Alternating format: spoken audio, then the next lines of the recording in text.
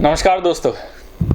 आज की वीडियो रहेगी हमारी जापान वर्क वीज़ा के लिए। आज हम देखेंगे कि हम ऑनलाइन कैसे अप्लाई कर सकते हैं जापान वर्क वीज़ा के लिए, क्या क्या डॉक्यूमेंट्स रहेंगे, क्या क्या सर्टिफिकेट हम लोगों को लेने हैं और कैसे लेने हैं, किसके थ्रू लेने हैं। ठीक है, अगर आप लोगों को बचाना है अपना पैसा, अगर किसी कंसल्टेंट को नहीं देना है, ठीक है, और फ्री से आप अप्लाई करना चाहते हैं वहाँ के लिए और एक सॉलिड प्रूफ के साथ में किस तरीके से कि हमें वहाँ का वर्क वीज़ा और वहाँ पे जॉब मिल जाए, तो देखते हैं चलो दोस्तों एक बार।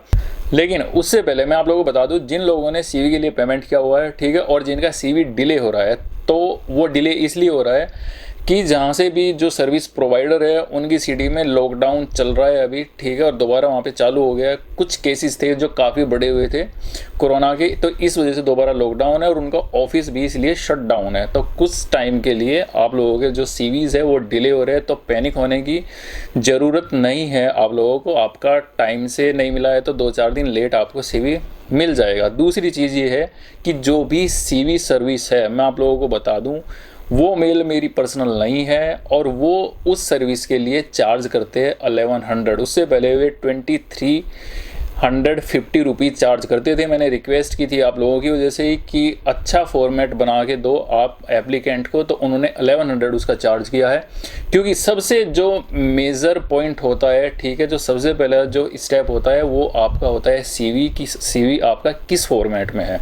तो दोस्तों जिसको भी सीवी बनवाना है तो आप उनको सेंड कर दीजिए, क्योंकि बहुत सारे मेल कर रहे हैं फिर उनको बोलते हैं नहीं जी हमें फ्री बनवाने हैं और आप इसका इतना चार्ज कर रहे हो, तो वो उनकी सर्विस है, वो इसलिए उनका और बिल्कुल हाफ चार्ज कर रहे हैं। ठीक है, एक दिन में उनके पास में 400-500 मेल आती है, बहुत सब बोलते हैं कि नहीं जी फ्री में बना के दो।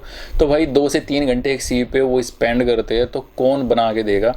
ठीक है, और वो अपनी सर्विस के लिए चार्ज ले रहे हैं, तो अब उनको मैं ये भी नहीं बोल सकता कि नहीं जी आप इनको फ्री में बना के दो। मुझे वही बोलेंगे कि हमारे 2350 रुपीज़ थे, हमने आपकी वजह से 1100 कर दिए। चलो ये तो और बात होगी, वो जो मैंने आपको बता दी है। ठीक है, तो दोस्तों अभी चलो देखते हैं एक बार जापान वर्क वीज़ा के लिए हम कैसे अप्लाई कर सकते हैं और क्या क्या डॉक्यूमेंट्स चाहिए। तो वीडियो पूरी देखते रहिए और चैनल को सब्सक्राइब कर दीजिए एक बार। तो चलो दोस्तों फिर एक बार शुरू करते हैं।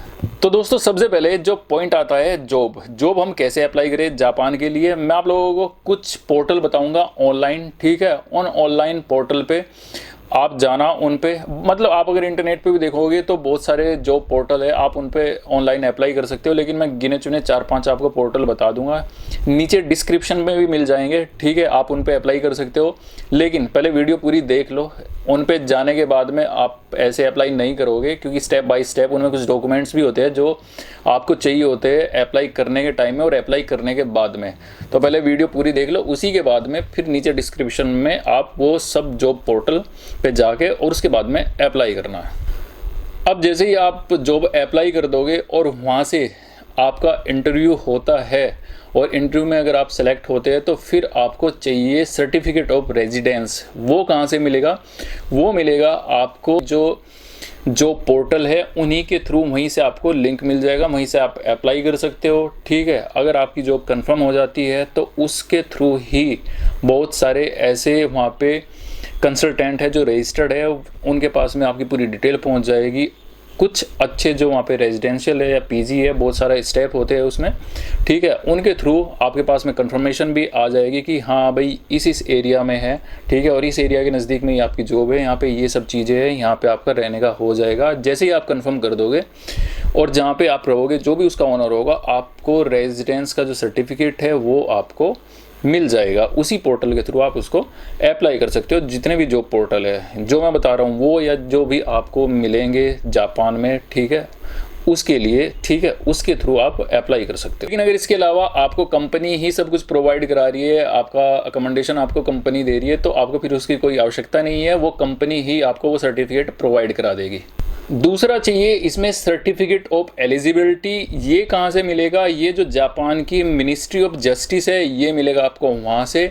लेकिन इसके लिए आपके पास में 2 डॉक्यूमेंट्स ज़रूरी है होने, और जो वे 2 डॉक्यूमेंट्स है वो है, एक तो आपकी पीसीसी, ठीक है, पुलिस क्लियरेंस सर्टिफिकेट जो आपके पास में होना चाहिए, वो आपको मिलेगा आपके लोकल जो एसपी ऑफिस है वहाँ से भी। लेकिन सबसे बेटर है कि जो आपका पासपोर्ट ऑफिस है, जो भी आपका पासपोर्ट ऑफिस लगता होगा, आप दिल्ली में है, यूपी में, हरियाणा, पंजाब, एमपी, महाराष्ट्र, मतलब कहीं भी है आप इंडिया में, आपका जो भी लोकल पासपोर्ट ऑफिस है, आप वहाँ पे जाओ, अपनी पीसीसी लो वहाँ से। पीसीसी क्यों ज़रूरी है, पीसीसी में वो देखेंगे कि भाई इसका कोई क्रिमिनल रिकॉर्ड तो नहीं है बंदे का, ठीक है, सब कुछ ठीक है, कि इसने कोई ऐसा कोई काम नहीं किया है कि ये बाद में फिर प्रॉब्लम करे, क्योंकि कुछ ऐसे होते हैं जिनका नेचर ही ऐसा होता है लड़ाई झगड़े का। फिर आप वहाँ पे जा रहे हो, उनके साथ भी लड़ाई झगड़ा कर रहे हो, फिर वहाँ पे केस हो रहा है।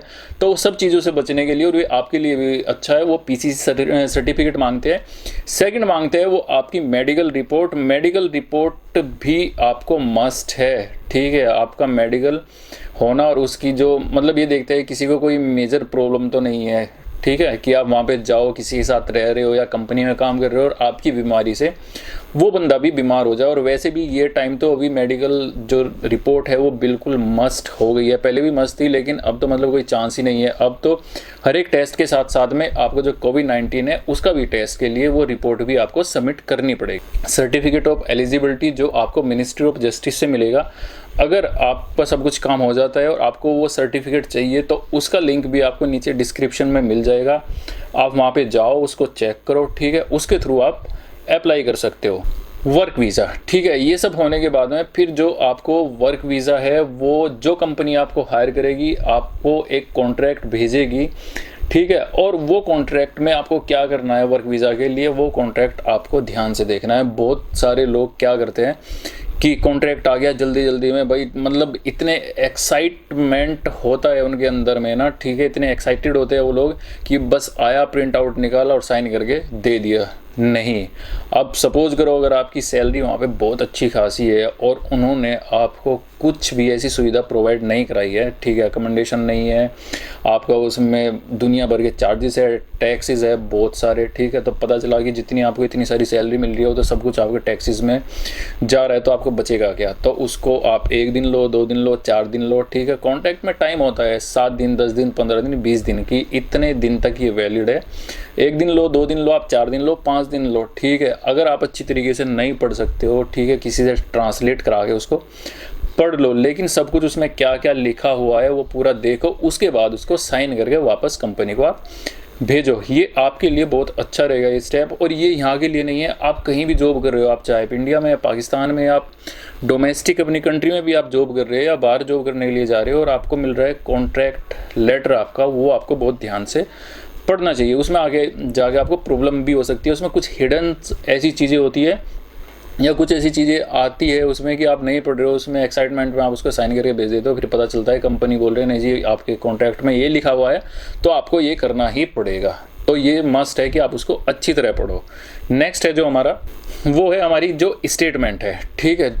मैं आपको स्टेटमेंट क्यों बता रहा हूँ, ये कंपलसरी नहीं है अब आदि अदर कंट्री में, ठीक है, लेकिन जापान मांगता है 6 महीने की स्टेटमेंट मांगता है। लेकिन मैं आपको बोलूँगा कि आप 1 साल की नहीं तो 1.5 साल की नहीं तो कम से कम 8 से 9 महीने की स्टेटमेंट, अगर वो 6 महीने की मांग रहे हैं आप 8 से 9 महीने की स्टेटमेंट आप अपनी तरफ से दो उनको, ताकि उन लोगों को लगे कि हाँ भाई हमने 6 महीने की मांगी लेकिन बंदे ने 2 या 3 महीने की ज़्यादा भेजी है, ठीक है। और इस चीज़ में आपका केस हो जाएगा काफ़ी सॉलिड और वो एक जो आपके चांस बनेंगे वहाँ से अप्रूवल के लिए वो काफ़ी हाई हो जाएंगे, ठीक है। तो ये आपको चीज़ में ध्यान रखनी है कि ITR आपकी, ठीक है, जो स्टेटमेंट है बैंक स्टेटमेंट, ठीक है, वो आपको उनको जितना भी वो मांग रहे हैं उससे 1 या 2 महीने की उनको ज़्यादा ही दो। अब नेक्स्ट जो इसमें है जो चीज़ें है वो हम देख लेते हैं एक बार, क्या क्या है डॉक्यूमेंट्स।